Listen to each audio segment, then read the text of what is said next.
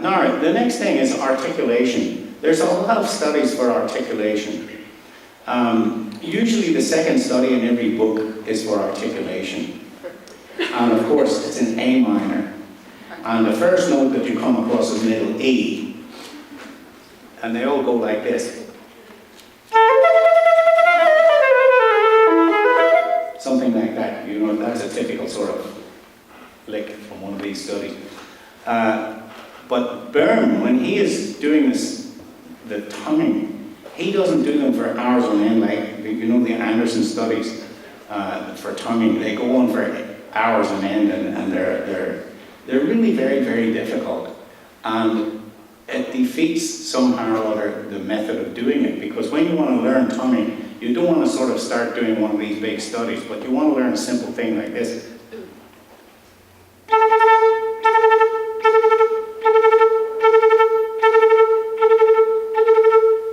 That's the double tonguing. But of course, you know what is even more important is single tonguing, because we use single tonguing more than double tonguing.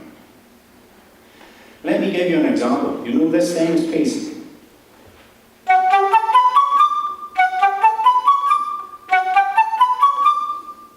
Right?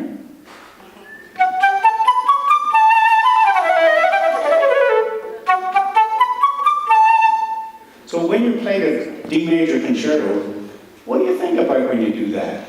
Or you just think, oh, it's easy, I don't bother with that. Well, not me. I think, oh, this has got to be crisp, like really. And then it makes you think, what should it be like this? Or should maybe a diminuendo?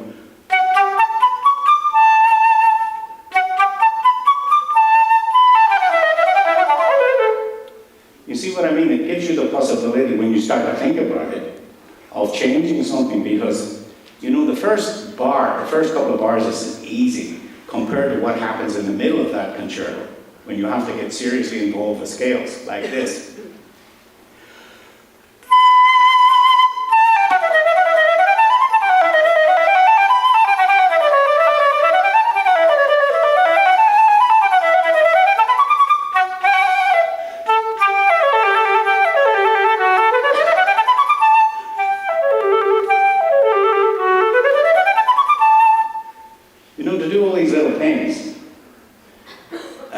Which you can do if you have the bricks and everything in place and ready to do them.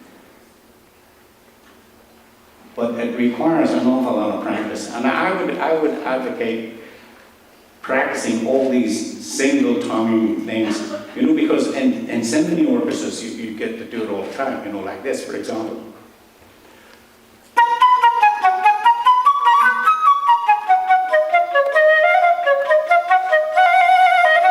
And that in itself is difficult, you know, that scale.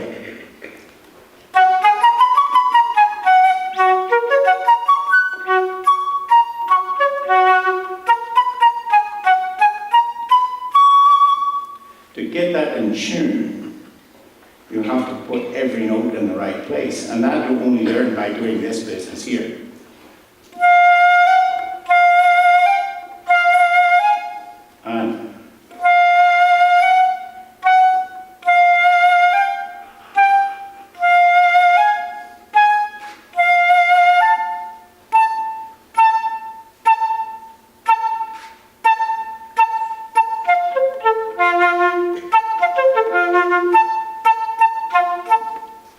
You know what I mean? Just by practicing, there's an awful lot of things to practice on the flute and get better.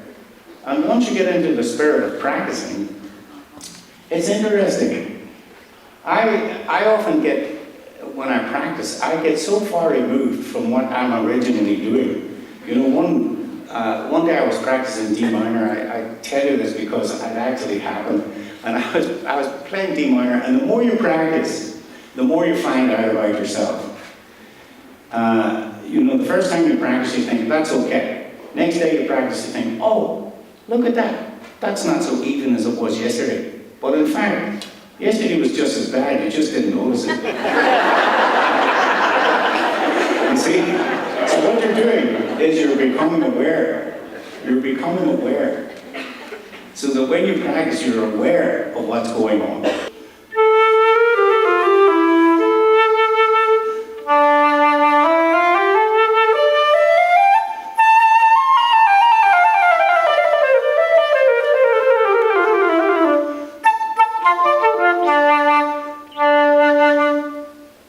And then I thought at one point, oh, could be better.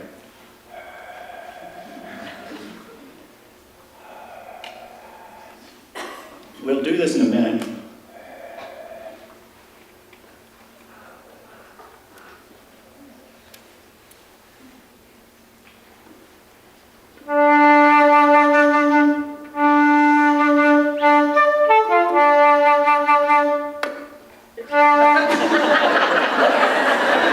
I sound like the Julius Baker.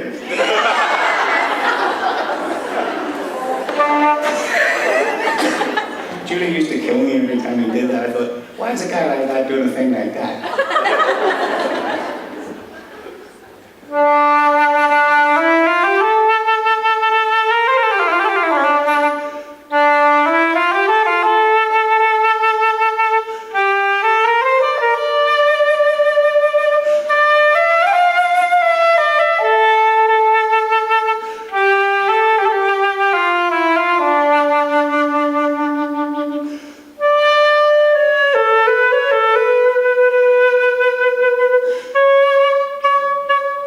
C sharp, Malibu.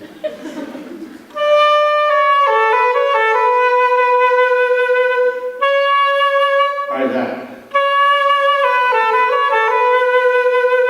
And at this point, the door opened, and my wife came in. She said, "What are you doing?" I said, "Oh, I'm practicing D minor." Well, I was getting to know everything about D minor, about the problems of the embouchure involved in there, because D minor is not always going past like a flash. It goes slow sometimes, you know? It's not always like this.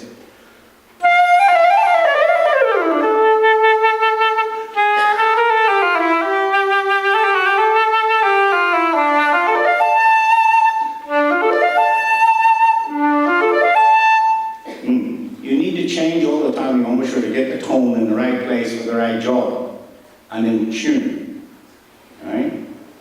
But then, a couple of years ago, well, maybe about 15 years ago, my wife was teaching a friend of ours who's 52 to play the flute, and they were doing this sonority thing, and I thought, wow, I gotta do something about this, because these two are got their head against the wall here. So I wrote this exercise out. Mark, can you dig that one up? You know the one I'm talking about? This thing here. Because in a short space, it made you aware of the problems with your embouchure. You see, when you play this, if you don't correct anything, if you just play this, it sounds like this.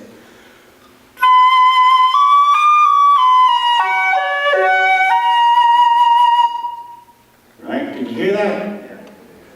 Okay, this is for the ones who didn't.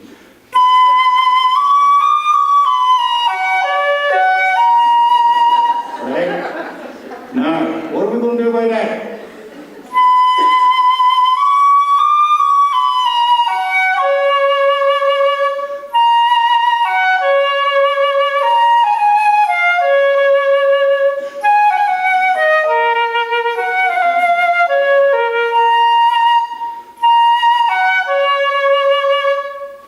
You just improvise around it to find out what your embouchure should be really, truly doing and getting it in focus, so that when you play any of these pieces, it's going to be always in the right place, best tone, all the time, dead clear, and sparkling, and suddenly the spirit will be in it.